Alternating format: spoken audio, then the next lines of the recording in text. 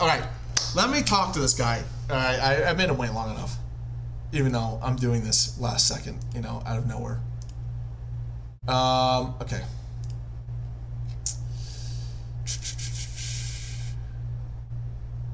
All right, what is up?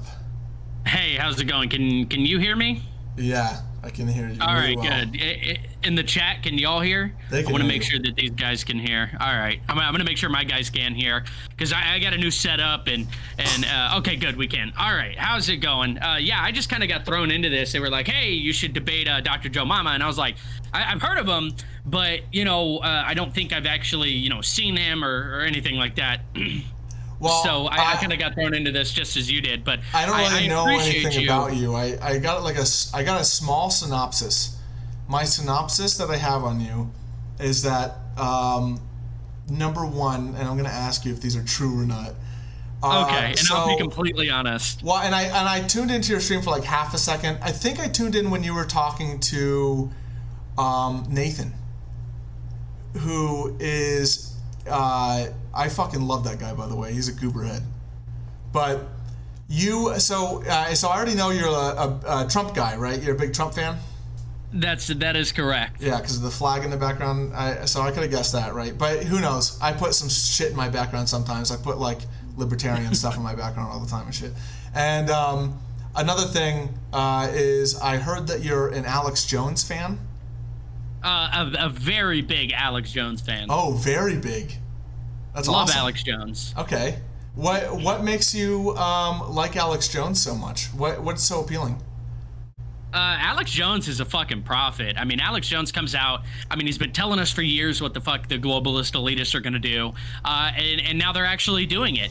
And these people are starting to see and to realize that Alex Jones was right the entire time. Alex Jones questioned 9/11 the day after 9/11, and nobody was willing to open their eyes at that point. But he's been predicting it pretty much since the beginning. I mean, back in the 90s, I mean, he went to the Bohemian Grove and filmed it. Yeah, I know about and his let it be whole known. start. Yeah, but let me ask you this too. I'm curious. So you said that Alex Jones is opening people's eyes to what the globalists and the elites are doing. Well, before we can get into that, I know who the elites are, right? Obviously, people that have governing power and people that are rich, right? Right. All right, but who are the globalists? Let's talk about American politics specifically, because Okay. Who are the globalists? I'm curious. The globalists are the politicians right now that are wanting, a one world government, the new world order, the Great Reset. Could you name a few? Yeah, let's talk about Gavin Newsom. Let's talk about AOC. We can talk about Joe Biden. They Kamala want a Harris. worldwide government? Yeah, they do. They absolutely do. They're the type of people too who are, rules for thee, not for me. Now, is that wait, is there a government? Is there like worldwide government thing? Is that like a subtle thing, or did they come out and say that? It's been subtle, but there was that I apologize, that politician in Australia who said this is now the new world order. And I don't think she meant to say it, and I can't remember who it was. Who's the new world order? America's the new world order? No. This is to put America onto the sideline and to allow this one world government to rule over everybody and have a ruling class. Right, but I'm just wondering because I'm curious about this. Which politicians in America specifically are perpetuating it? And you said Gavin Newsom and AOC, but I'm just curious, like, what kind of gives you the idea that they're perpetuating this? You said it's like some subtle stuff they're doing. Can you give me some examples? Yeah, vaccine mandates, vaccine passports, mask mandates. And again, these are the people like Nancy Pelosi. She makes a mask mandate, but she never follows it. Hey, Gavin Newsom says, you can't have so many people in your house. I mean, they're completely ignoring the Constitution and doing these things. I'm confused. These policies, what do they have to do with a global government? If you were forcing people to stay in your house or making people get a vaccine? Well, let's talk about the Nazis real quick. The Nazis did the same thing. It was rules for thee, not for me. taking away gun rights, taking away, the rights of the people. I mean, Adolf Hitler even came in and suspended the German Constitution. And what did he do? A decade after, he assumed power, he started taking over these other countries, and people like the UK and France, they were appeasing him and doing it. They were allowing him, just to continue to take these countries, Poland, Austria, all these other countries. So, they just let him take. You think it's a slippery slope? It starts slow. It's a very slippery slope. So after you mandate vaccines, you can say a decade later you become the Nazis? I'm not going to give any time frames on it because I'm not a fucking prophet. Yeah. But yeah, it becomes a slippery slope. And I mean, if you look at the mask mandates, so if you mandate vaccines, you will become Nazis, just not in 10 years. Like it depends on the country, I guess, right? It's just the slippery slope. It starts off with, okay, let's take our Constitution, for example. The First Amendment right is not just your freedom of speech. It's also the right to the press. It's also the right to assembly, and it's also the freedom of religion. But Gavin Newsom comes in and says, well, because of COVID, and we all know fucking COVID's just a fucking power grab. Let's be honest here, because that's exactly what it is. They tell you can't go to church. They're arresting people for going to church. They tell you can't have X amount of people in your house when you absolutely have the constitutional right to assemble. But you can still go to Walmart to grocery shop. Yeah, you can still go to, but they take, they tell the fucking mom and pop shops, the smaller people, oh, you got to close down, but you can go to, billionaire fucking Walmart. You can shop on billionaire Amazon, and those are also the globalist elitists. Yeah. They don't want you shopping at mom and pop shops. They want you shopping at Walmart, Target, Amazon, these big corporations, but they're telling mom and pop shops, you need to you need to shut down, go fuck yourself. And that's where we get, the globalist elitists here. So they're controlling the population here. Well, on the slippery slope thing, because, this might be a hard question to answer, to quantify this. However, we started mandating vaccines about 100 years ago. So where down the slope to becoming Nazis are we? So some states, including the state of Texas, they require you to get vaccinated to go to school. Mm-hmm. Okay. And again, that's happened before. I mean, even George Washington mandated that, the Continental Army was vaccinated against smallpox. But when in history have you seen that your employers are mandating that you get vaccinated? Well, they don't give a shit. I'm actually not curious about that necessarily. What I'm curious about is the government mandating vaccines in any capacity, because you said it's a slippery slope, right? It becomes an exponential issue. And if it's being mandated in any capacity, especially directly by the government, not by some private industry, you would think that exponential slope would begin to occur. So I'm just kind of curious of what kind of exponential, I guess, like fascistic phenomenon we have began to see after we started demanding vaccines 100 years ago. So what Joe Biden has done is definitely different than some of the vaccines that some of the vaccine requirements that we've had in the past. A mandate's a mandate, am I right? Like, the government's forcing you to get, even if it's forcing kids and parents to get vaccines for public school. Most students are using public school. That's a pretty authoritarian use of power there. I'm just kind of curious. It's right. So what is the exponential kind of authoritarian phenomenon we've witnessed in the last 100 years?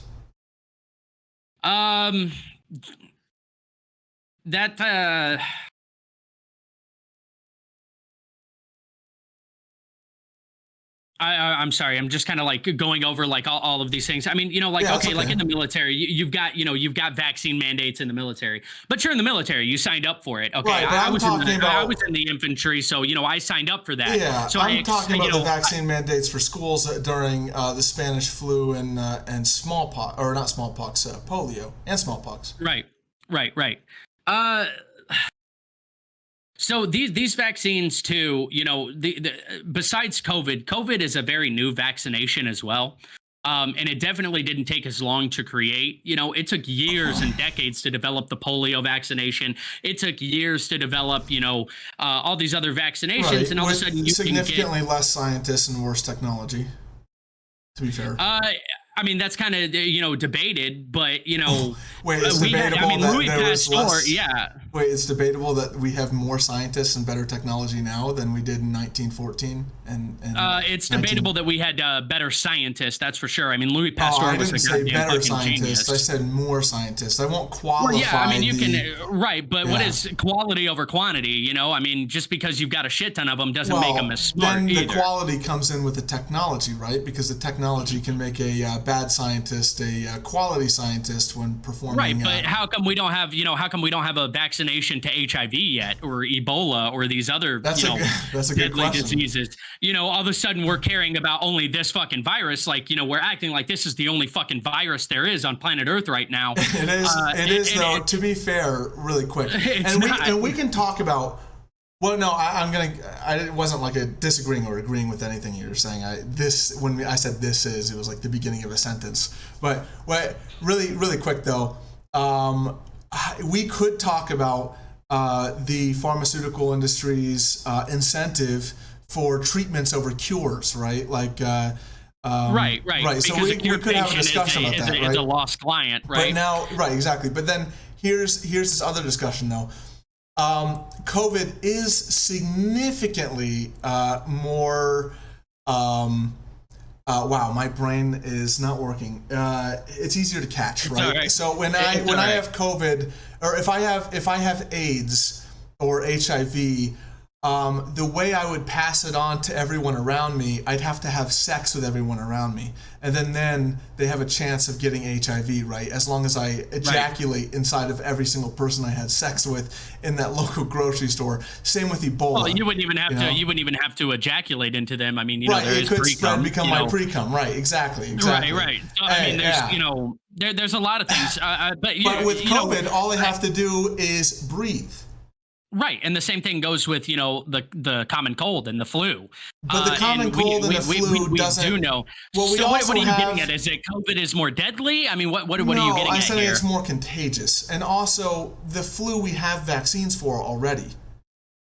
So, although the flu, of course, changes all the time, and that's why the flu vaccine, because there are so many variations of it, it's less effective, right? Right. So then why are we only treating COVID, which obviously has multiple variants, only with one vaccination? Because we can treat it. You mean we can treat COVID, or I mean we're talking about the vaccine here, not treatment. Well, when we're saying I'm using treat as a blanket verb. I'm saying you can vaccinate people for COVID specifically. Right. We know enough to do that. Do we though? We do. I mean, the COVID vaccines have been really effective. I mean, so. I beg to differ. My granddad got double vaccinated, still ended up in the ER. What is double vaccinated? I completely. Where you're getting both of your shots. Oh, because let's be honest here. Actually, it is double vaccinated because when the flu vaccine, for example, okay, that is a double vaccination as well. Right. But most people just get one vax because it's usually the people who are getting double vaccinated on the influenza vaccine are the older people or the people like who are 9 years old who get their first flu vaccination. They get both of them. But I mean, there are other vaccines that are, that do have multiple vaccines to them, such as MMR, this is such a as, semantic thing. varicella. It's not really that big of a deal. This is like all a semantic issue to me. But however, I mean, if you look at the COVID data, the most recent COVID data, 97% of COVID-related deaths have been unvaccinated people. 95% of COVID hospitalizations have been unvaccinated, and 94% of COVID cases have been unvaccinated. And so, you can't say that the COVID vaccine hasn't been working. I mean, obviously, your dad is within that 6% of people who are vaccinated and still got COVID, but that's a really slim minority. That's Well, really effective for a vaccine, by the way. and that's something that I am continuing. Okay. Let's see here. So that is something that I'm looking into as well. That I've got my group of people who are also looking into that. But for example, the Rolling Stone article that came out and said, "Hey, people are overdosing of fucking ivermectin over here," and there's a gunshot victim that they had to deny because there were so many beds that were full, and the hospital Wait, came out and said that story wasn't true.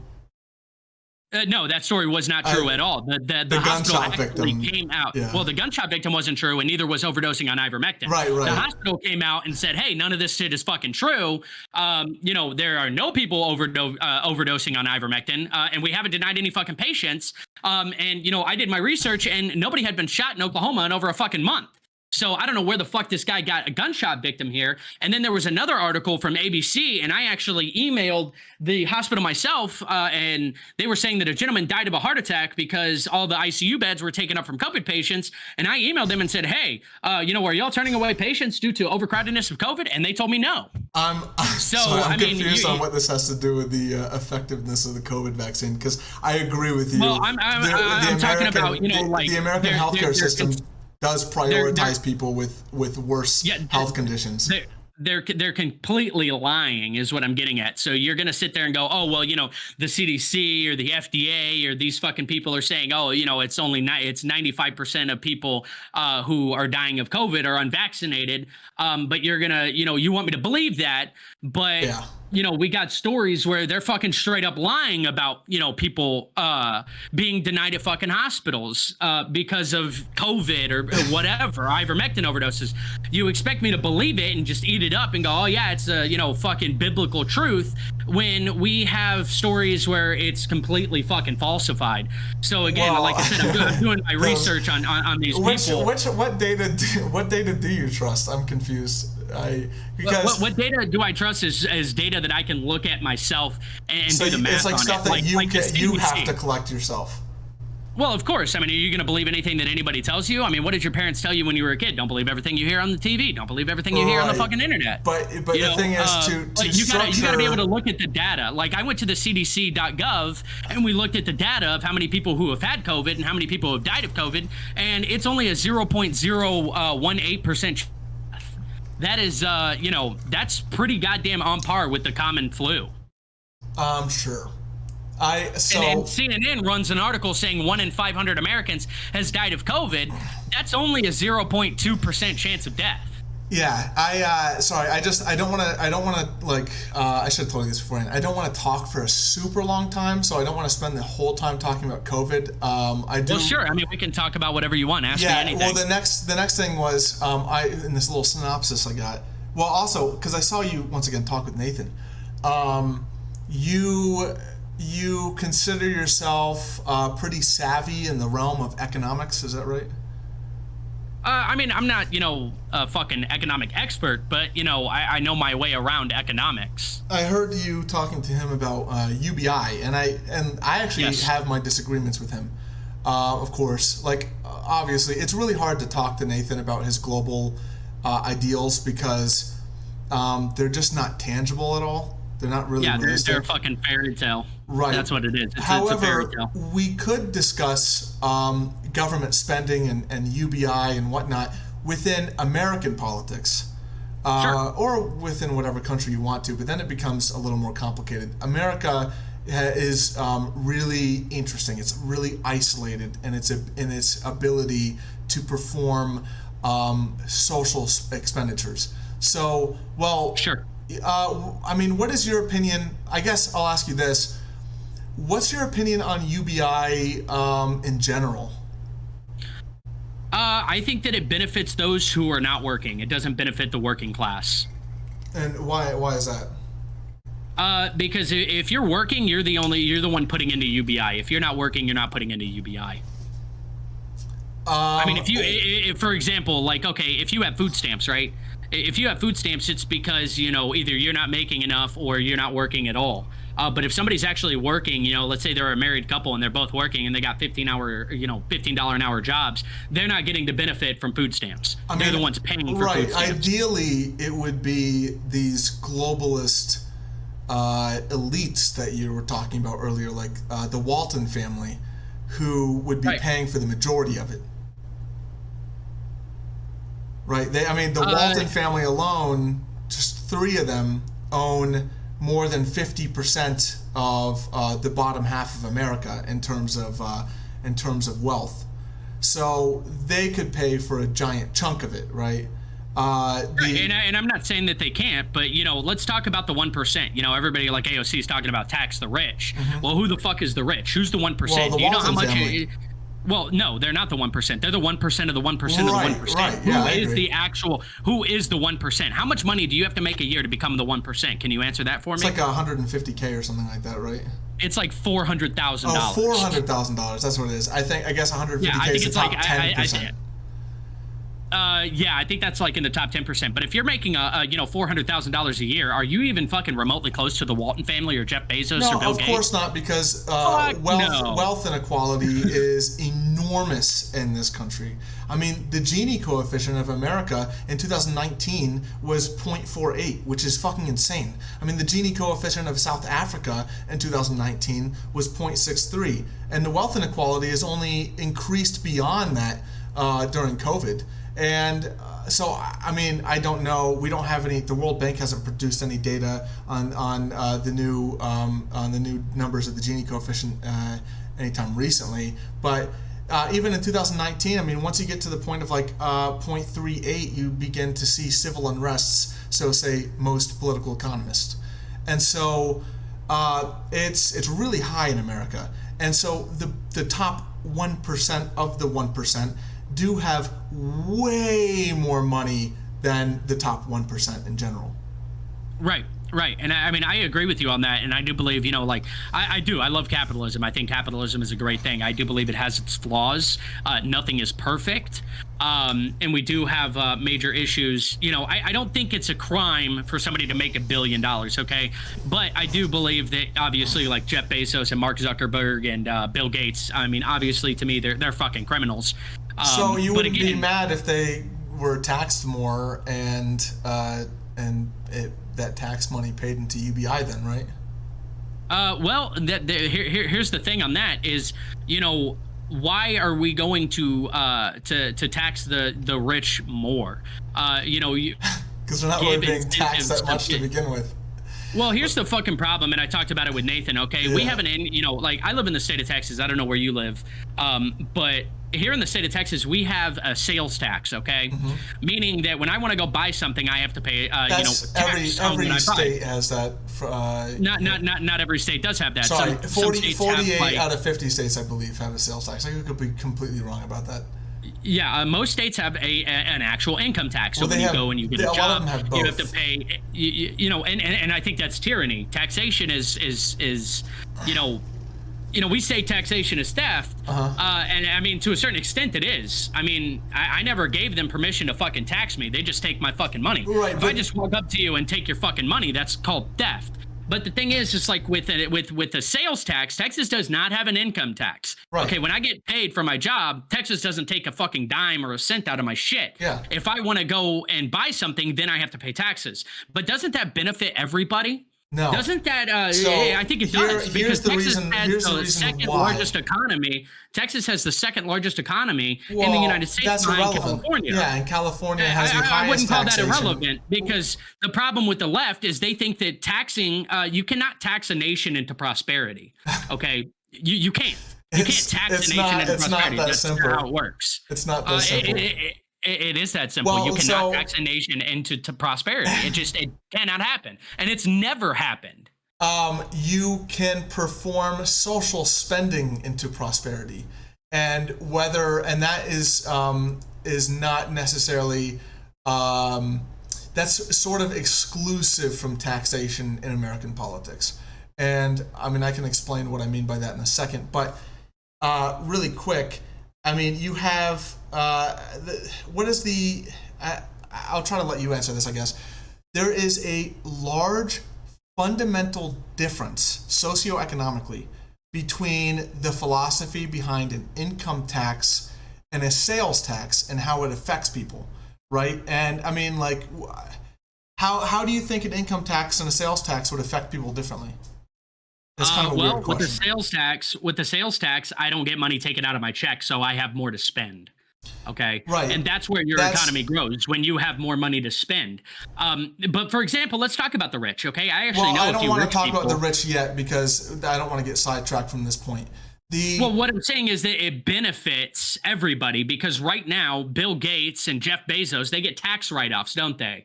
With our current, Yeah, of course. IRS tax, they get tax write-offs. Okay, but here in the state of Texas, when you're buying something, okay, let's say you're a millionaire and you're like, hey, I want to buy a Lamborghini. Well, guess what, motherfucker? You're going to pay your sales tax and you're going to pay your luxury tax. You don't get to write it off. You don't get an income tax return at the end of the year. Right. Well, you're going to pay your like fucking you tax. said though, when you are issued a sales tax for purchasing goods, then you're saying that that's money that wasn't taken out of your paycheck that you can spend. Well, practically, I mean, it is being taken out of your paycheck because you're still being forced to purchase and consume products on a daily basis, or at least on a weekly basis. And so the sales tax, don't you think, would be more regressive in nature than an income tax? I mean, an income tax not, is because my sales tax here in the state of Texas is only 0.0825%. It's lower than the federal tax rate. And well, not it doesn't only that, matter necessities, because it does, because necessities are not taxed. Okay, like fruits and vegetables and like flour. but what's and stuff, considered to be a isn't taxed. necessity is very specific. Like you won't be taxed on bread and milk and water, but there are some foods that you will be taxed on, like foods that aren't deemed processed foods, right, which that are aren't most necessary. the cheaper foods that most people consume, especially poorer people. People that don't have time to cook, or people that don't have the money to spend on unprocessed foods. Well, I mean, that's just again. I mean, in the state of Texas, we have a lower state tax than you pay on federal taxes. My taxes that I pay to my state are a lot lower than you pay in federal taxes. And again, my state has the second largest economy, $1.6 trillion, behind California. And the reason why California has such a large they have a larger economy is, I mean, you've got Hollywood, you've got Silicon Valley, you've got all of those when people out there. When you say large economy, you're referring to GDP, and GDP is not a measure of economic success. It's just a measure of basically consumer transactions. And so I think that's irrelevant. We have more money in our checks, we're able to spend more money.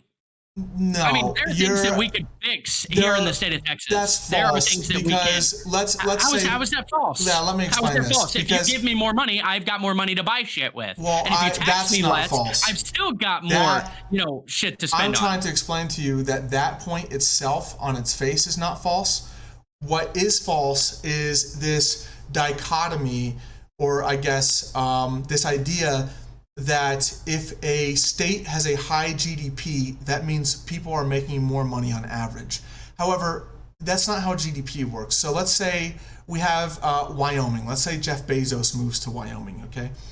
And he moves Amazon's headquarters to Wyoming. Wyoming only has a population of like 500,000 people, I believe. It's the smallest state in America. And so now Wyoming has, I don't know what the GDP of Wyoming is. I wouldn't be surprised if it's the smallest. It most likely is the smallest in America.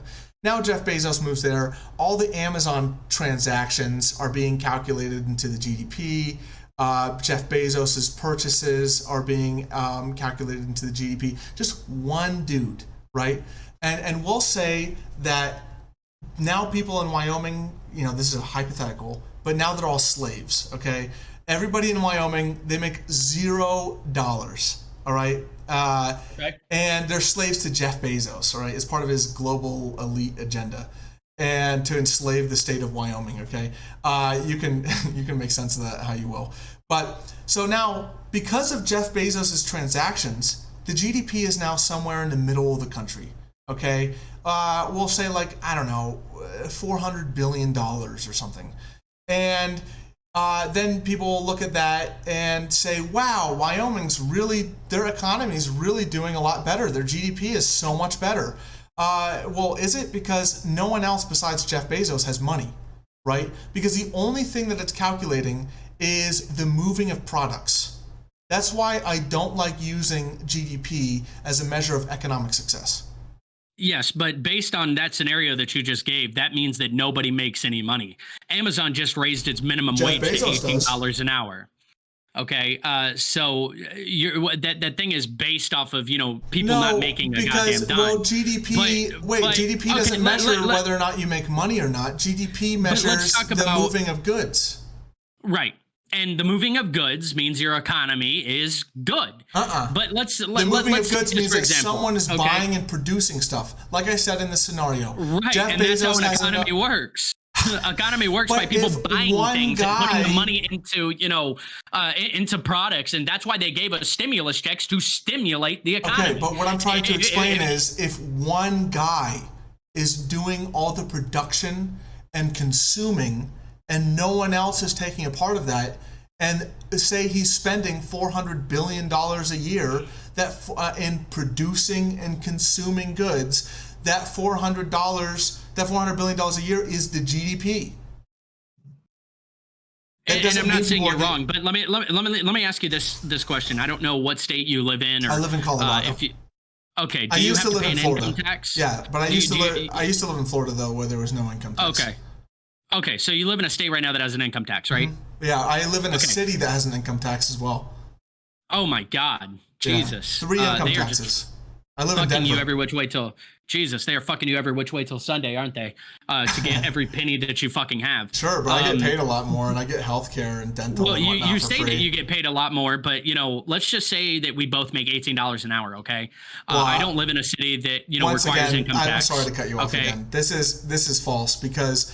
You gotta ask who's making more money. Is it if we're making the same amount per hour and you're paying an income tax to your city and to your state, but I am not paying an income tax to my city or state, who walks away with more money on their check? I can't answer that question because that question is framed in such a way that is it's ridiculous. It's an honest question. Well, in a city and or state where there tends to be higher income taxes, you first have to look at the median income before you can ask that question. And so is the average... you also got to look at price of living. Right, like in California, $600,000 for a home is a shitty ass home. But here where I live, a $600,000 home, you're balling shot calling, it depends on where in California. I mean, you could go to Death Valley and your rent is like $200 sure. I mean, who the fuck is going to want to live in Death Valley? Your house would fucking melt. Yeah, I guess. I mean, poor motherfuckers. I mean, that shit is hot as fuck. Their rent is $100 to $200 a month. Yeah, I get what you're fucking getting at here, but we're talking about the normal, urban setting of where people in the country majority live. We're comparing cities, and my houses are, I guarantee you, my housing here is a hell of a lot cheaper than it is in Denver, and you're still paying more taxes than me, and you're still paying more shit than I am. I walk away with more money in my pocket after a paycheck than you do if we're making the same amount of money, and that's what I'm getting at. Because, not only is it because lower, of the difference in rent or property tax based on your property value or whatever, right? Because I rent, I don't own a house. But what city do you live in? I live in San Antonio. Oh, okay, that's cool. That's good that you don't live in buttfuck nowhere, Texas. Yeah, I probably wouldn't even be able to stream. The fucking internet is atrocious out there. My mother lives in the middle of BFE, and she doesn't have great internet. But again, if you're paying more in taxes, we both get our checks and we're making the same. Who walked away with more money? I don't care about some anecdotal scenario where me and you are making the same. I care about the average person. Now, I'm not saying that people in Denver are walking away on average with more money than people in San Antonio, because the cost of living is not necessarily decided by the government. Now, taxes are part of cost of living, of course, but the cost of living is also dictated by various markets. And so while Denver is a more, is right now especially a more demanded municipality than San Antonio is, of course, cost of living is going to rise because of that, because property values. Well, how many people live at what's the population of Denver? Only 700,000 right now, but it's increasing really fast. Okay, yeah, San Antonio has a population of 2.1 million. Right. It's extremely large. we and I'm aware of that. we are a larger, population. But again, government does not create jobs. Okay, the government doesn't create Well, jobs. I The didn't government say doesn't anything set, about government creating jobs. let me finish here. The government doesn't create jobs. The government doesn't come in and create cost of living. But the government helps in those situations in determining, how much are we going to require these people to pay property taxes? How much are we going to require them to pay on taxes? So when the government makes it lower, you have more economic freedom. You have the ability to, go out and buy shit because you're getting taxed at a lower rate. I've got more money in my pocket. My brother, for example, he's in the Marines. Okay, his girlfriend is in the Marines, but her home of origin is Oregon, and he is from Texas. She is a rank above him, but he makes more money than she does because he doesn't pay an income tax. So he has a bigger spending budget than she does. Sure. So taxation again does not create prosperity. What creates prosperity? No, but what I'm getting at is the UBI as well. The UBI doesn't create prosperity either. You don't even technically have to tax to spend money on the UBI. So I never said taxation equals prosperity. However, once again, social spending definitely can pave a way. And we have like some weird misconstrued idea of how taxation works in America. While like some countries obviously don't have the option to build their deficit because they have fixed countries, or not fixed countries. Sorry, I cannot speak today. Fixed currencies. However, America doesn't have this issue. We can spend money pretty freely. We can build our deficit with really minimal effect to the economy or society at large. And we have the ability to manage inflation really better than any other developed nation, or better than any nation, I guess. America is really phenomenal at balancing inflation. We used to be better when we were backed by gold and not the fucking Federal Reserve. It used to be a lot worse. When we were backed by gold before we performed large social expenditures, we'd have to suspend the gold standard to do it because inflation would increase significantly. So you're okay with the national bank and you're okay with Federal Reserves. I just kind of want to get that out there. Yeah. Yeah, I'm okay with it. Well, and doing my research on this, even the founding fathers talked about it. Thomas Jefferson said that banks were more dangerous than standing armies. Well, Thomas Jefferson had he has no education on 20th, 21st, or 19th century economics. And you may be right on that, but the concept is still the same. The thing is that it's, the concept is still the same. Okay? It's a lot different, actually. The ability when you have the government bailing out banks and major corporations, you don't see that as a problem. Well, let me ask you this: seriously, what is the problem? Because I actually do see it as a problem, but for different reasons than you do. I'm sure. Right. So when let's talk about the banks. Let's not talk about like GMC or whatever first, right? They're different. But during the 2008 market crash, okay, we spent a lot of money bailing out the banks. What negative effect do you think that had on the economy? People lost their jobs. People lost their homes. People lost their jobs after the social benefits given to the banks, or before? I'm actually not sure. I don't recall. I was just in 8th grade at the time. I was too. So we were the same age. A friend of mine. Okay, so yeah, we're the same age. I have a friend of mine in the chat here, Casmul. He actually worked for the bank when people were begging, not to foreclose on their homes. But you say they're different. Like GMC is different than the banks. I mean, I see them as the same. They're a business. Okay, and if you can't stay in business, they're with a business, trillions of fucking dollars, they are present in different markets, different industries rather, and also have two completely different functions. A lot of the ways we manage inflation is via the banks, right? We don't manage inflation through the automobile industry. No, I mean, you're absolutely right. The prime rate, and I worked at a bank too. So I mean, right now we have one of the lowest prime rates that we've had in I think in our lifetime. It's at like 3.25%. But under Jimmy Carter, under that fucking economic debacle, we had I think it was like 25% prime rate. A lot of rate. economists think that the Jimmy insane. Carter administration stopped the exponential increase of inflation during the late 90s. I mean, I beg to differ. Sorry, not late 90s, late 1900s. I was about to say Jimmy Carter was in office in the fucking 70s. I don't see how that fit 20 years later. But again, I mean, you had Ronald Reagan. I mean, Ronald Reagan was a perfect, and I'm not advocating that I'm a super huge Ronald Reagan fan. But what I'm saying is that Ronald Reagan was president for 8 years, and you had amazing economic growth. And you had a low prime rate, well, and then of course you got George Bush Sr., who was a piece of shit. And then again, because I think we have two misconceptions. So during Reagan's first half of his presidency, he cut taxes, of course, under the advisory of Milton Friedman, to a record low. But you began to see a huge build up in the deficit after that, and so. And you're absolutely right. And again, I just want to let you know I don't believe in trickle down economics either.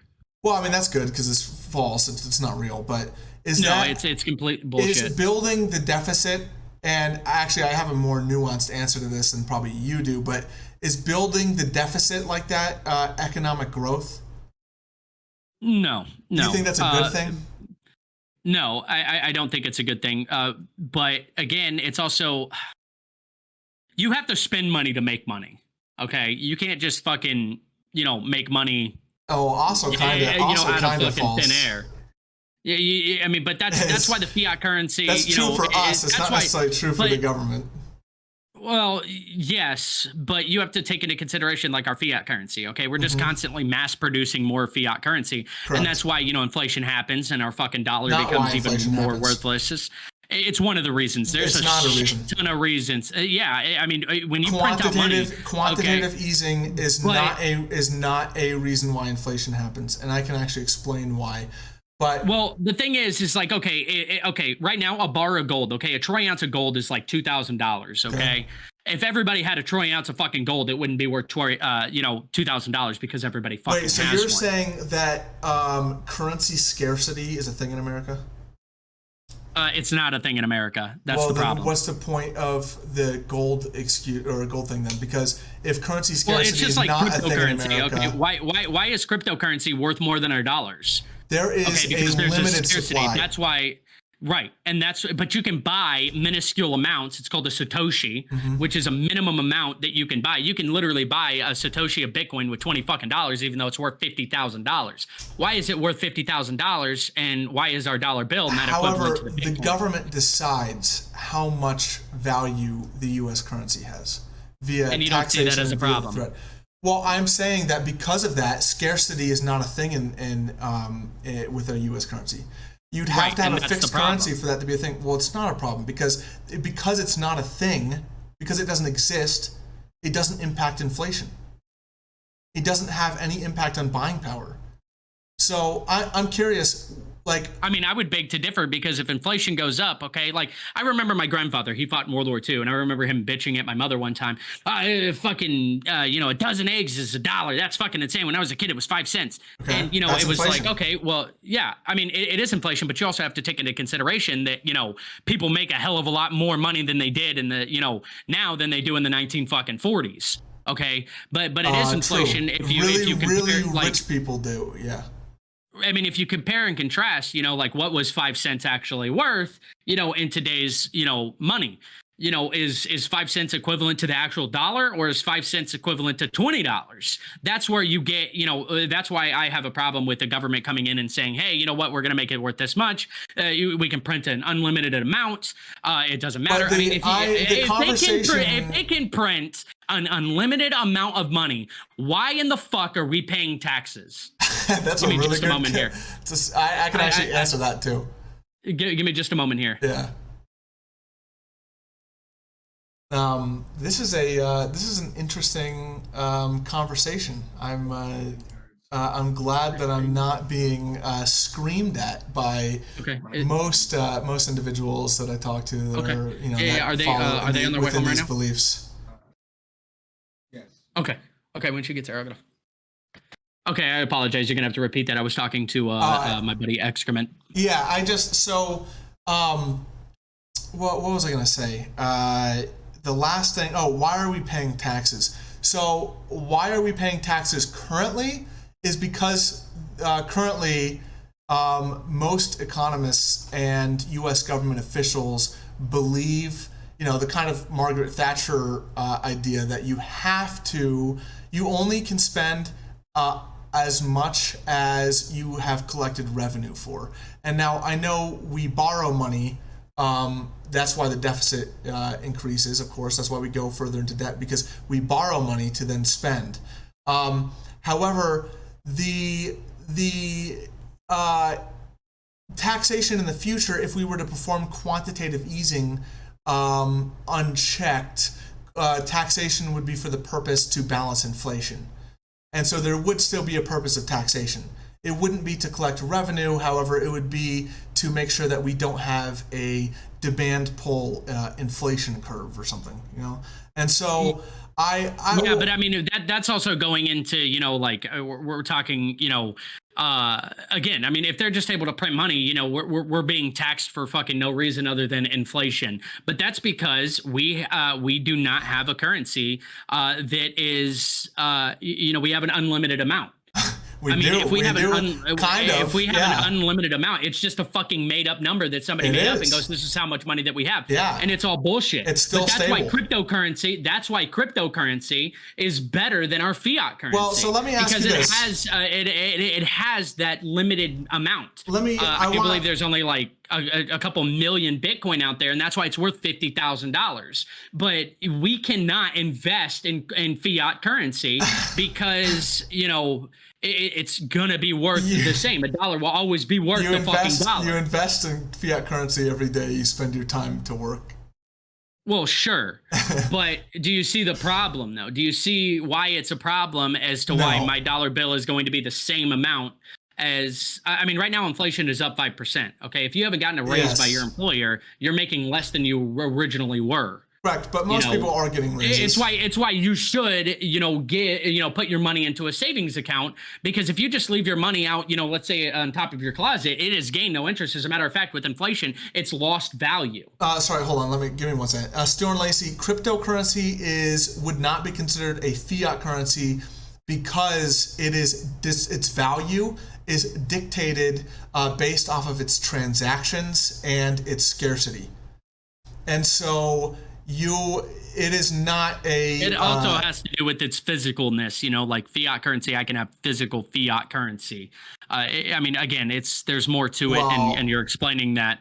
But with like Bitcoin, I don't have actual Bitcoin. The physicality, the tangibility has nothing to do with it. But with Bitcoin, it's dictated. Its value is. So I would say this. It is. To a certain extent, it is a fiat currency in the sense that it's not fixed to a tangible object or another currency, but it is not free floating in the sense that you the can government doesn't control it either. Right, you can't control its value. The government doesn't control its value. It no does one, it on its own. No one can. So.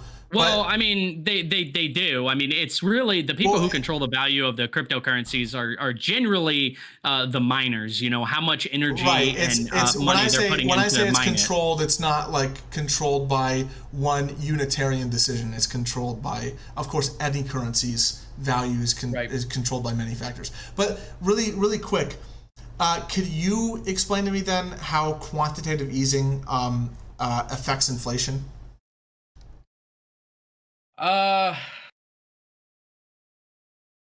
Not really, and I'm going to be honest there. I don't have all the answers, so no. But I would love to hear what you have to think about it. I can say why it could in a second. Now, that's not me saying that quantitative easing itself causes inflation. It's actually other factors that have to do with it, and I'll get to that in a second. But what are some causes of inflation? There's a ton of reasons for inflation. I mean, let's look at Germany after World War One. Well, where I'm they were talking having to about carry in a wheelbarrows fiat of currency. money. So what would Well, cause that was fiat. The Germans, they used fiat currency. At the in World War One, at the end of World War One, they were coming home with barrels they of switched cash. like last minute, uh, and they had a massive amount of debt. And also beyond Yes, that, they did. currency was only physical back then, and currency scarcity actually kind of was a thing. I mean, like even beyond us leaving the gold standard, we were still burning currency in furnaces here in America to control circulation. But now currency is mostly...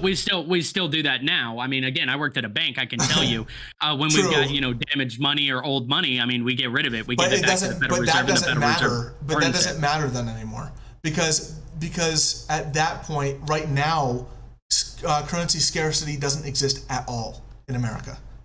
No, it doesn't. And again, but I've said that's a problem. Sort of used to, especially when we had a fixed currency, of course. But beyond the fixed currency, even when we switched to a fiat currency, we were still burning our currency in a furnace to limit the amount of currency that was in circulation. But now, most of it's electronic, or even if let me ask you this though. Like your dollar bill, now compared to 1920, what was worth more, the dollar bill then or the dollar bill now? Well, that's inflation. That has nothing to do with economic scarcity or currency scarcity. But let me ask you this, though, once again. But you just said that there was scarcity, back in, when we had the gold standard. When it was only there isn't, tangible. so now your dollar's worth less. So that tells you that, scarcity is something that you should have, and you shouldn't be spending trillions upon trillions of dollars that you don't have. No, because we can balance inflation. If we can balance inflation, then why aren't we doing it? We are. Why is inflation going up? It's going down now. Why isn't it's not going down? I mean, Joe Biden like even came out and said, "I don't understand, why all this shit is going up." And it's like because you're not taking care of the actual fucking problem. Wait, in August, the inflation was 5.3% compared to last August, and from July to September. So in July, it was like 5.48. And it's gone slowly down from there. And well, I mean, come on, like let's talk about the M1 and the M2 stock. I mean, you can have fluctuations. That doesn't mean it's but essentially going down. This is not a fluctuation. This is like a bell curve. It can immediately hop right back up. It's not. And you said it's going up, and it's not going up. It's going down. Right, but what have we done to actually fucking make it go down? We haven't done a goddamn thing to make it go down. We have. Well, all right. Well, let me get to that in a second. And let me also get to how quantitative easing can affect inflation. But first, I'm just curious, just give me one phenomenon that would cause inflation in America today.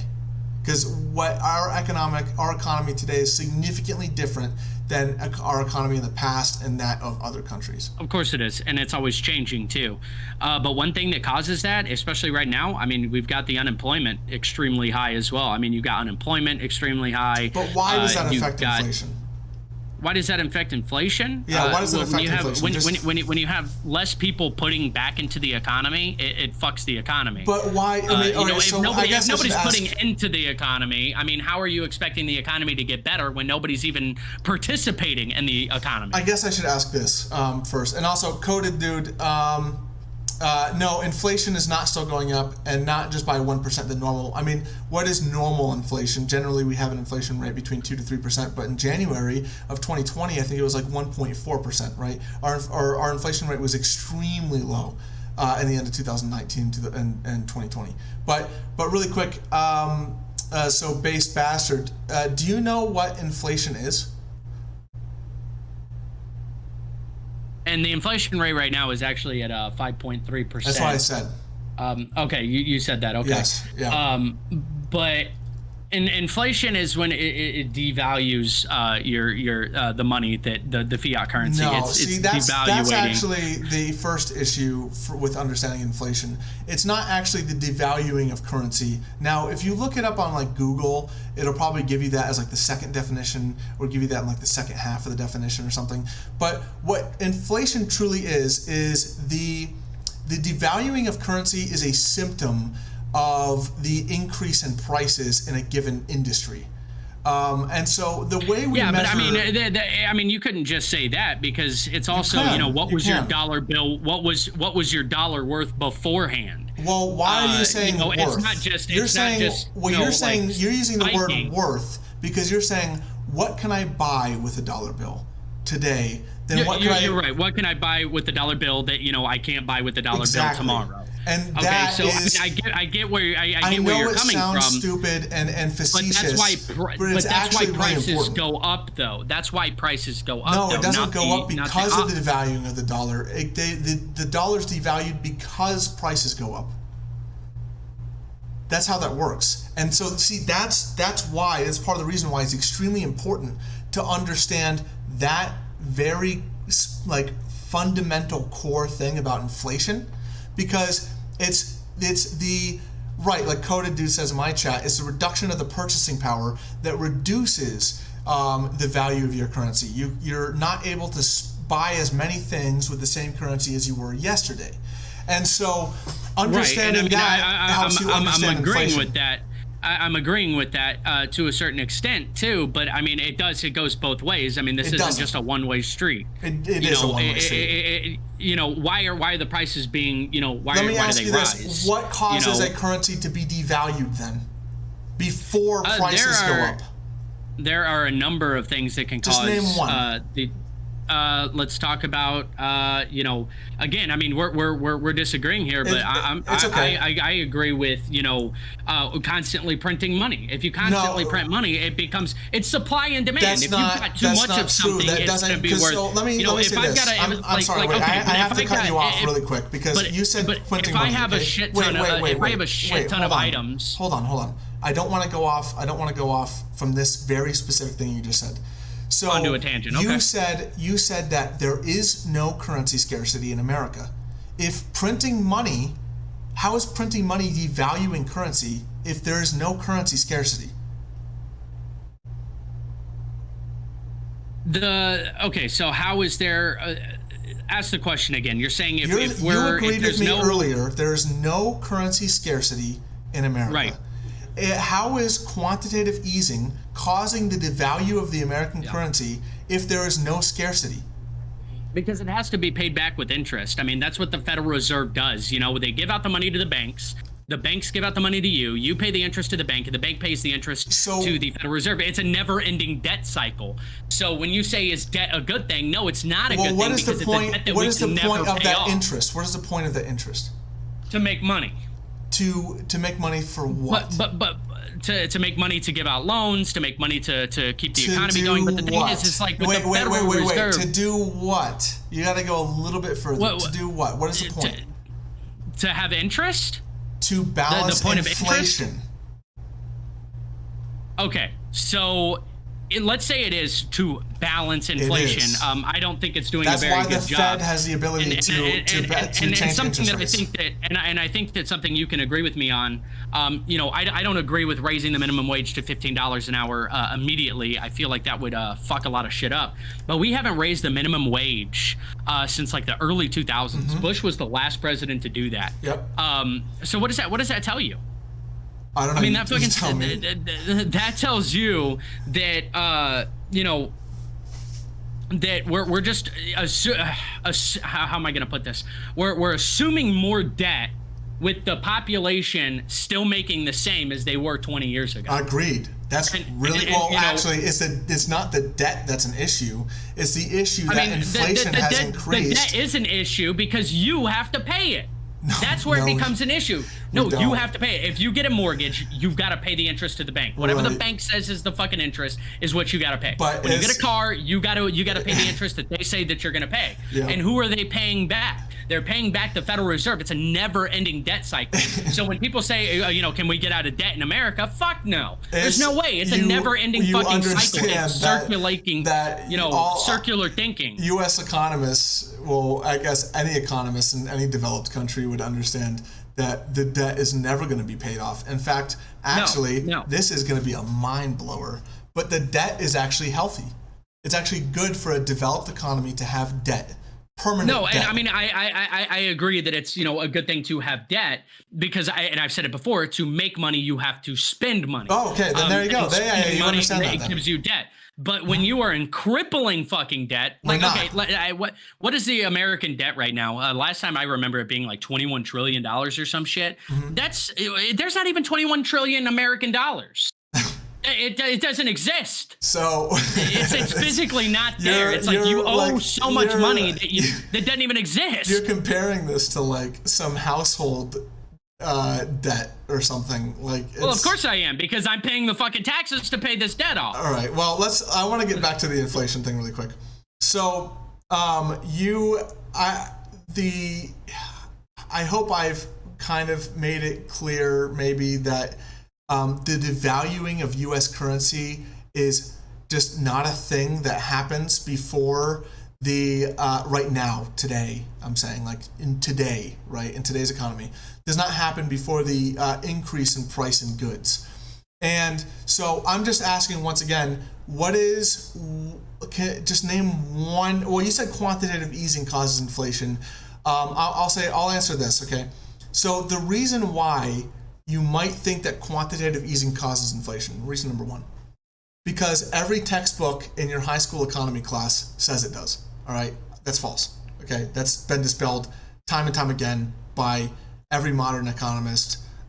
It's like really old school of thinking. It's stupid. Well, I mean, I think we agree on the same thing that the economy changes over time. It's just like, why did we have the stock market crash in 1929? But even back in the olden days, we can't have the I'm not saying the stock market can't crash, because it can crash, but it definitely can't crash the same way that it did in 1929, because we changed how shit works. Right, I agree. Well, so when people come out and they're like, "Oh my God, it's going to be another fucking Great Depression," it's like it's not going to be the same thing. It can't be. Well, so if quantitative easing doesn't directly affect the prices of an industry's supply chain, in fact, because it would be used to stabilize that supply chain, right? So, but if it's not enough necessarily. All right, so let me say this actually. Quantitative easing and how it's been done before. I'm gonna use a hypothetical.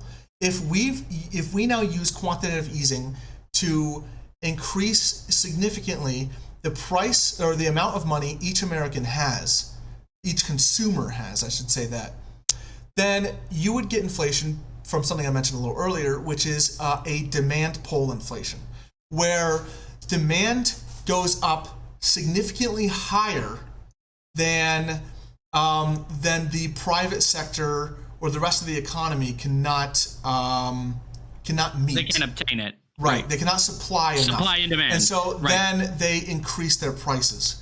Right. It's basic supply and demand. Now you have a supply pull. Right. Yeah. You have a supply pull inflation. It's the same thing, kind of, right? Yeah, they don't have enough supplies. They can't supply stuff. And now demand is higher than what a company can supply. And so they increase prices. It's almost always surrounded by this idea of an increase in aggregate demand. But in the way we've used quantitative easing in the past, we haven't seen it result in anything that has made demand higher than aggregate supply in a given industry. And so then you ask yourself, well, then how can inflation occur? This is how inflation occurs. People like you own a business, okay? Say you owned a business, and you think that... And I do own a business, by the way. Oh, you do own a business. Okay. Well, are you supplying tangible products in this business? No, I am, well... I mean, I'm supplying I guess not necessarily a product, but a service.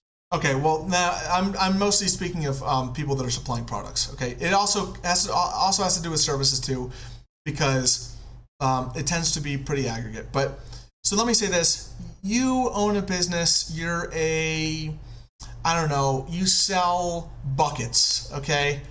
And or actually, I'll even say this. This is a little more timely. You sell wood, all right? And now I know there's a wood shortage for other reasons, right? You're a lumber guy.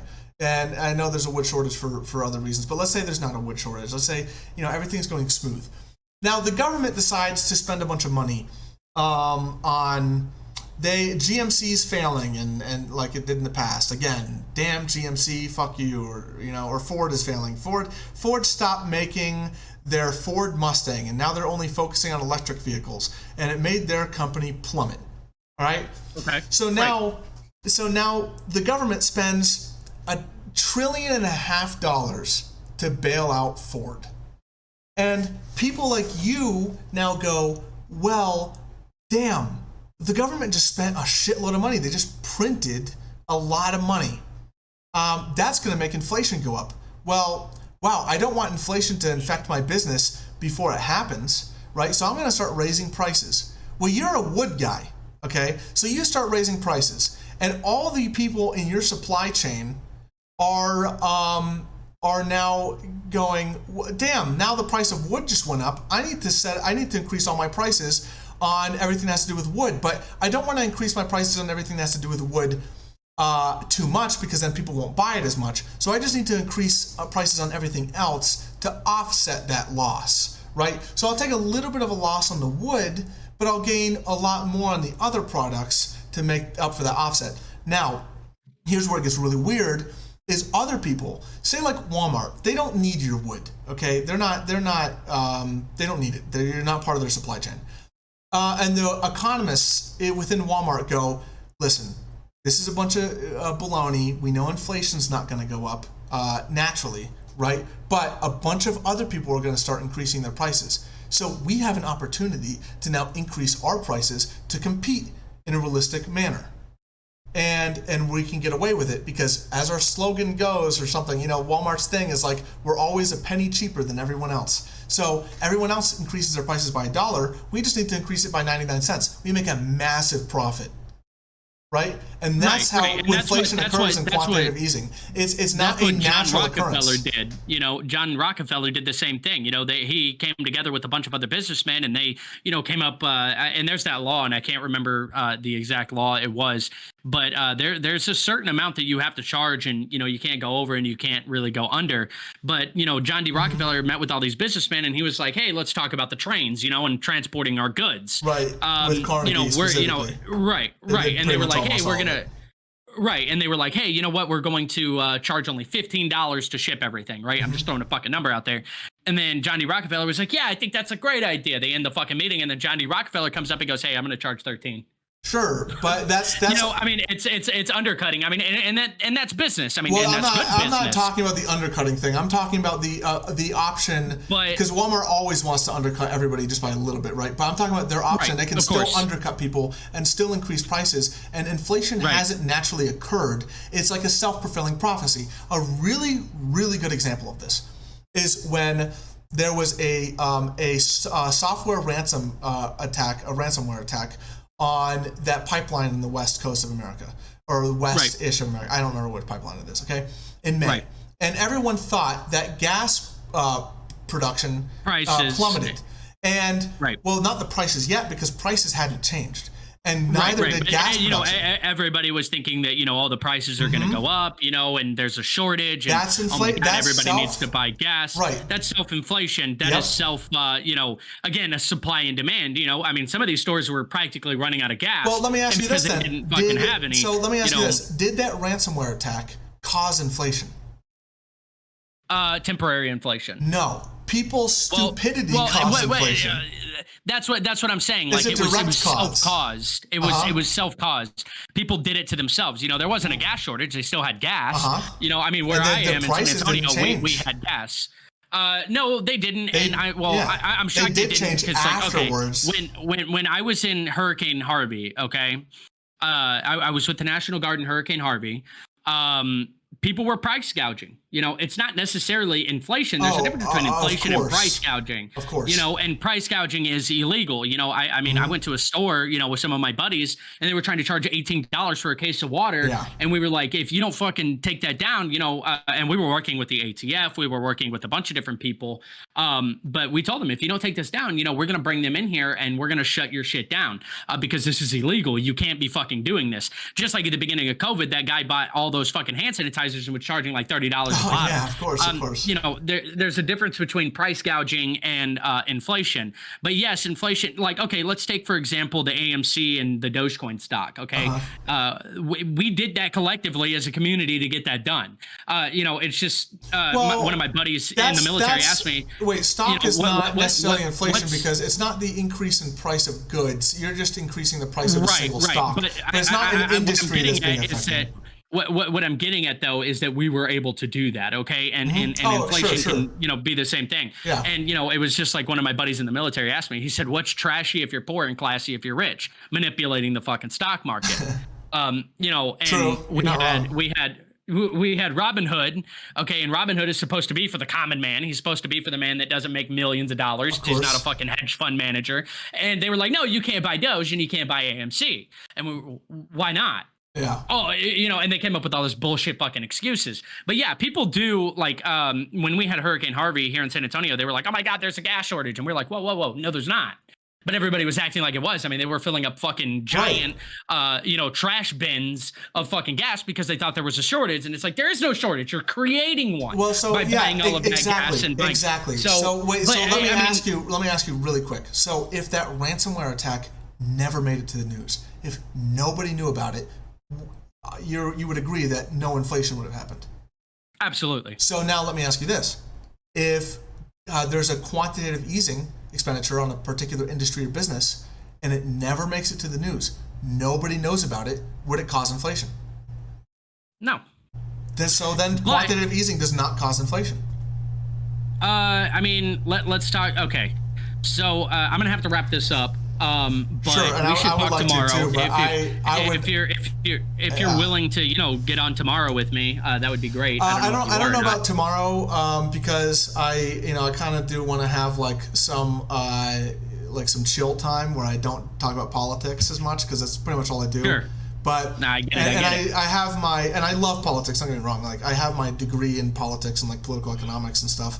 Nice. And so nice. I really love this stuff, obviously, but. Right. Yeah, I don't.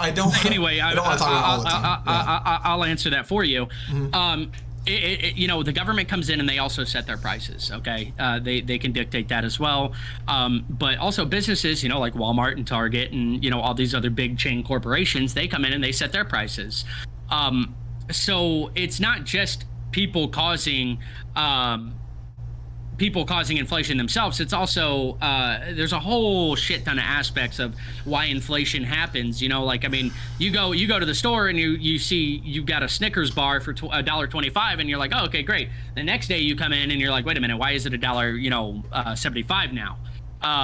I see it at my local HEB here in San Antonio. Mm-hmm. And I remember when I was in high school, I was able to buy one of their soda pops. We don't even call it soda pop. I don't even know why I said that. We call it Coke or soda. It was 50 cents and now all of a sudden it's like 99 cents now. It's not just that convenience store or grocery store that you go to? Usually HEB is a hell of a lot cheaper than Walmart by a shit ton because they use the local farmers and everything else. Oh, cool. But the point of that was, we get, it is a big grocery store chain, but they're a good one, and everybody here likes them. But again, it used to be 50 cents, and now I remember it going to 75 cents, and then I remember it going to 99 cents, and now it's like $1. Here's the issue with that, though. Was it people causing that, or was it because inflation happens under our actual economic system that we have now? It can depend because inflation is measured throughout an entire market or industry, right? And so if it's only Snickers raising their prices on chocolate bars, then you would say, well, that's not inflation. That's just Snickers raising their prices on chocolate bars. And why they're doing it? Because, I don't know, maybe they have an issue with inflation or something where they just decided to raise prices, whatever. But my Mars bar and my Reese's chocolate products and Hershey's and whatever, same price, right? And Right. so that's not inflation. That's not inflation within the chocolate industry. Okay. Same thing with your local. I don't know. Was it a Right, convenience but I store, mean, grocery store? everything goes up. But my point is the problem with the inflation that happens too is these businesses don't ever lower their prices back down. Tremendously. Well, why would they? They kind of just, yeah, exactly. That's my point. Right. Why would they? I mean, if people are already going and agreeing, hey, you know what, I will buy it for $1 instead of 50 cents. Why would they fucking lower it? They do actually end up lowering their prices, by the way, because one company will end up, and it happens very, very quick. One company, I asked you why would they, because I was hoping you'd bring in competition, like market Well, competition. yeah, I mean, you got competition like Walmart you have and stuff. one company that will undercut another company very slightly, and they'll know that they can charge Right. a little less than But Kellogg's can charge a little less than the other cereal HEB companies. HEB has always been able to lower its prices lower than Walmart because they get their shit locally. Walmart has to bring their shit in from their distribution center, and God knows how fucking far that is. Yeah, and fuck you gotta Walmart, take dude. it. Don't go to Walmart anyways. fuck Walmart. They're the global No. elite. Yeah, they are the globalist Yeah. elitist, and so is fucking Amazon. That's why I canceled my Prime membership. Like, fuck that, dude. I mean, then not only that, I canceled my Prime membership because they were like, hey, if you get it now, we can deliver it to you by tomorrow, and it took a fucking week, and I was like, why am I even? I'll let you go here. We've been talking for like an hour and a half, and I really appreciate the conversation. But I have one more I appreciate super it quick for you. question. Go ahead. All right, and this is not supposed to be a gotcha or anything. I'm actually really curious. All right, and I'm really hoping, and I assume you'll answer this in a very in the same way In an I honest would. way? Yeah. Honest? But honest, true, that too. But how do you feel Okay. about Jews? How do I feel about Jews? I Yeah. think they're people just like everybody else. Oh, thank fuck. Okay. Yeah, I mean, we're cool. I don't sit there and bash Jewish people. I actually know a lot of Jewish people. I'm just saying. I'm just They're good asking people. because. But I mean, Yeah. are there a lot of Jews out there that are corrupt individuals? Well, sure, but I mean, does that mean that you get to go out and attack the entire race of the people? Fuck no. Yeah, I mean, there's a lot of Jewish people in the porn industry. There's a lot of Jewish people who Forbes magazine. Jewish porn. There's top. Abby Shapiro. Abby Shapiro's hot as fuck. Jesus. Yeah, I don't watch porn. Abby Shapiro's man, not a porn star. and- Abby Shapiro's Ben Shapiro's sister. Okay, but my point is that there may be some Jewish people who make money out there and who do things that we don't all agree with, but I mean you can't just be like it's because they're Jewish. No, they're doing that because they're shitting individuals. You can't go out and just blame Jewish people. Storm Lacey, her nudes did get leaked, but that definitely doesn't make her a porn star. That was not with her consent, of course. I mean, if somebody's nudes gets leaked, I mean that doesn't make you a degenerate porn star. Okay, I mean anybody's nudes can be leaked. Well, she is your ideal religious trad wife, okay? So in your free time, and you don't have to say you're gonna do it, okay? Just act like I'm stupid or whatever. Don't acknowledge this. But in your free time, when you get off, when you're alone, look up Abby Shapiro boobs. You will not regret that decision. I think I'm okay on that, There but you go. I appreciate the advice. See, he's playing along. Yeah, he would never do that. All right, No, I got you. absolutely not. Yeah. I'm sorry, dude. I think porn is degeneracy. Yeah, it's gross. Am I right, boys? It's gross. It is absolutely disgusting. I'm sorry. I wouldn't want to put my penis where 20,000 other penises. Well, you're not. You're putting it disgusting. in your hand unless your hand has held 20,000 penises. No, I mean, I'm sure everybody's hand is held. Every hand you shake or every doorknob you touch is most likely a There you penis. go. on We're it, all one way or gay. another. You heard it here. But anyway, I appreciate you coming in on such short notice. And the way I look at it is when you have a debate, you learn things, and I learned some things too. And that's always a good thing. That means that you debated correctly when you walk away from. Oh, I just see this having a on- conversation. I'm not like trying to fucking get you or anything. No, I'm not trying to be hostile. I don't want to be hostile either. I've talked to some people on here and they're like, I would be so disrespectful to you. Well, why? You don't even know who the fuck I am.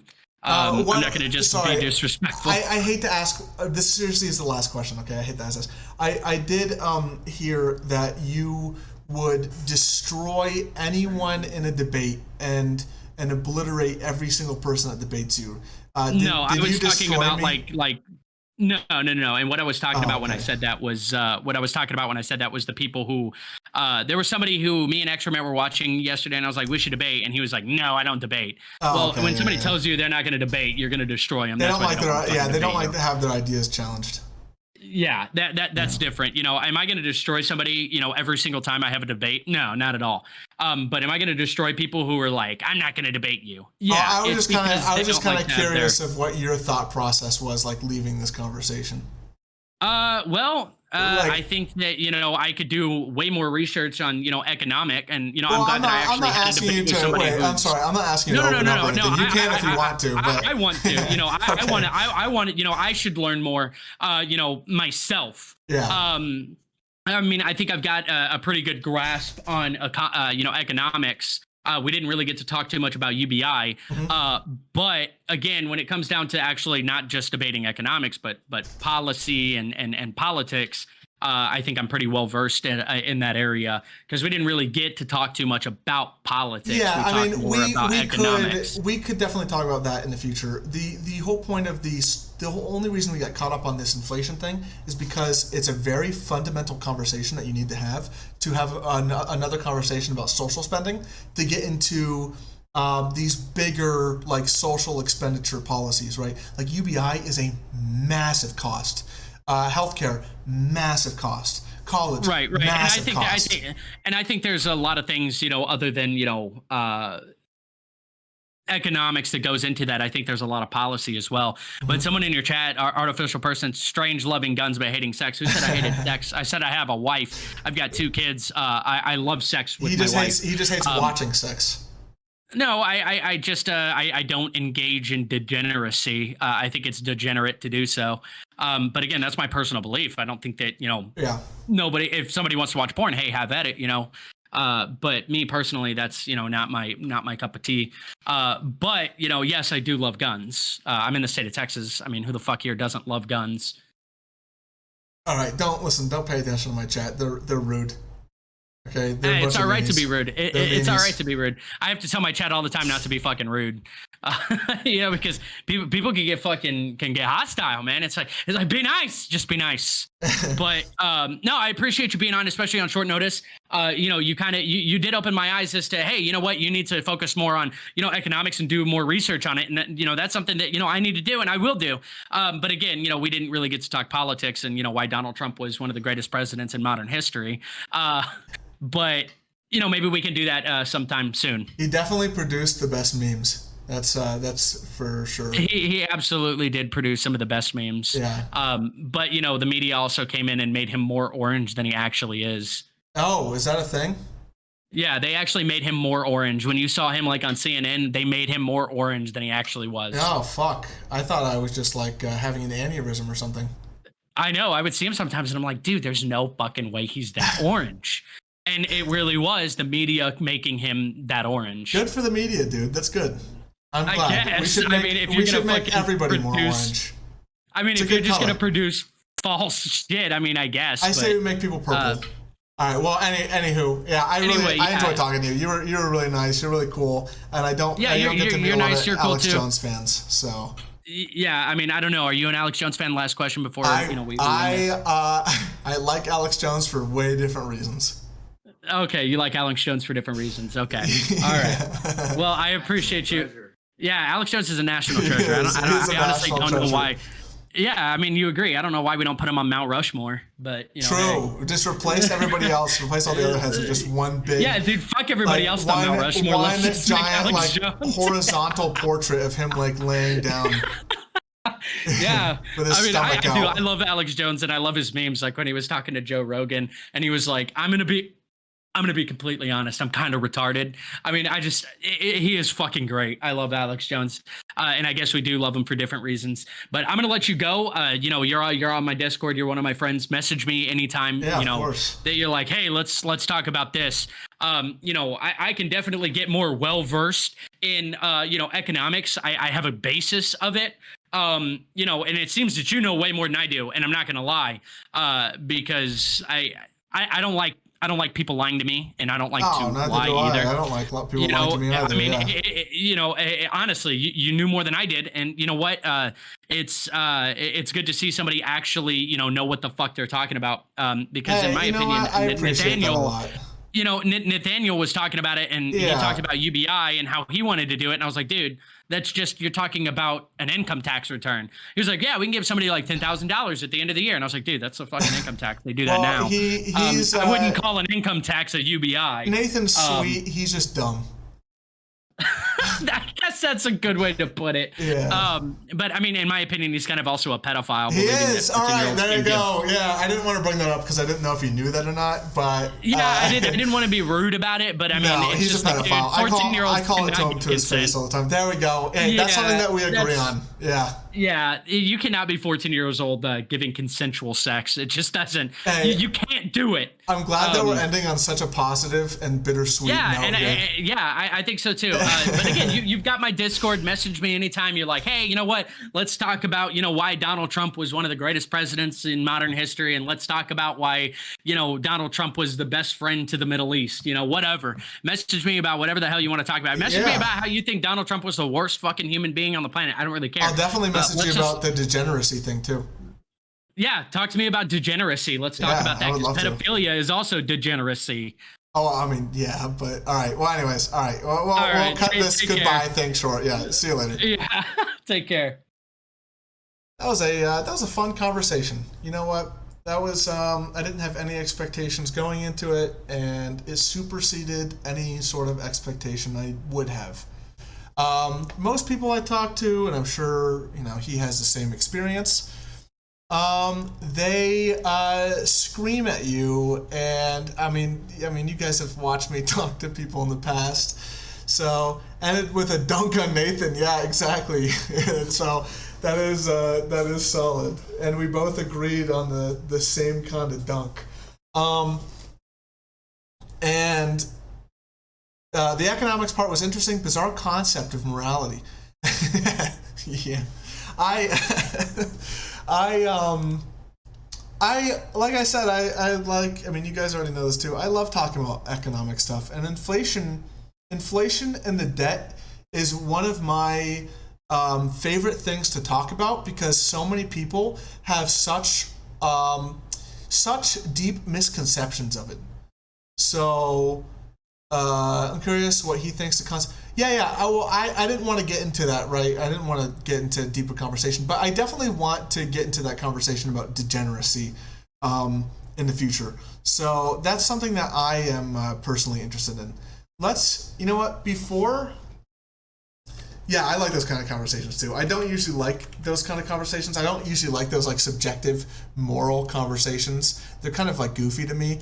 But the degeneracy conversations are really interesting.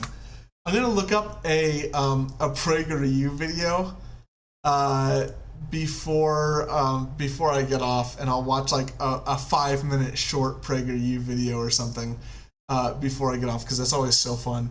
Well, violence isn't degeneracy. Sex outside of rigidly prescribed circumstances like marriages. Yeah, of course. Well, I don't know if he said anything about sex outside of marriage, right? He just said he didn't want to watch. He said that porn was degenerate, and he didn't want to have sex with people with a billion penises, or either on them or in them within the past. Maybe he meant that he didn't want to have sex with a person that has 20,000 penises. I don't think I would want to have sex. I would have sex with a person with a penis, but I would not have sex with a person that had 20,000 penises, I don't think. So maybe he meant that. Who knows? We'll have to find out later.